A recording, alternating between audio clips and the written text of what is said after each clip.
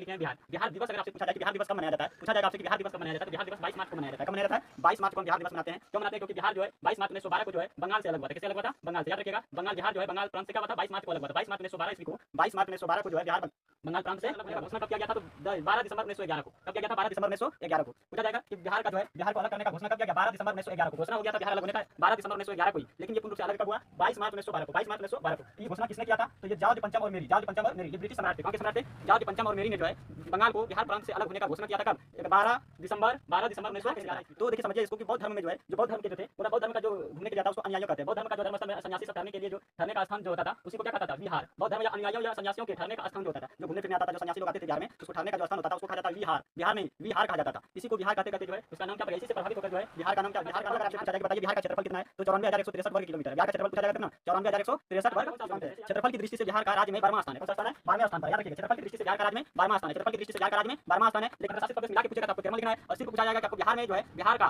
राज्य में बिहार का कौन सा स्थान है क्षेत्रफल की दृष्टि से? तो 12वां स्थान है। पूछा जाएगा जनसंख्या की दृष्टि से जो ये कितने स्थान पे है? तो जनसंख्या की दृष्टि से ये तीसरा स्थान पे। याद रखिएगा 2011 के जनगणना के अनुसार, 2011 के जनगणना के अनुसार पूछा जाएगा जनसंख्या की दृष्टि से बिहार का राज्य में तीसरा स्थान। जनसंख्या की दृष्टि से बिहार का राज्य में तीसरा स्थान है। जनसंख्या की दृष्टि से बिहार का राज्य में तीसरा स्थान है। उसके बाद आपको याद रखना बिहार का पूरब से पश्चिम की लंबाई। पूरब से पश्चिम बिहार है, समझ लीजिए बिहार, मान लीजिए बिहार है, समझ ये क्या आपका बिहार है। बिहार का पूरब से पश्चिम, तो पूरा विदर्भ ये पश्चिम, पूरब से पश्चिम की लंबाई कितना है? तो यहाँ से यहाँ तक का जो लंबाई है 483 किलोमीटर है। 400 कितना है? 83 किलोमीटर। याद रखिएगा बिहार का पूरब से पश्चिम तक की लंबाई, पूरब से पश्चिम की लंबाई कितनी है? 483 किलोमीटर। बिहार का पूरब से पश्चिम की लंबाई 483 किलोमीटर। बिहार का पूरब से पश्चिम की लंबाई 483 किलोमीटर। लेकिन उत्तर से दक्षिण अगर आपसे पूछा जाए, उत्तर से दक्षिण अगर पूछा जाए तो 345 किलोमीटर। उत्तर से ऊपर से नीचे की लंबाई जो है कितना है? 345 किलोमीटर। 345 किलोमीटर। उत्तर से दक्षिण की लंबाई 345 और पूरब से पश्चिम की लंबाई 485 किलोमीटर है। आई होप यहाँ तक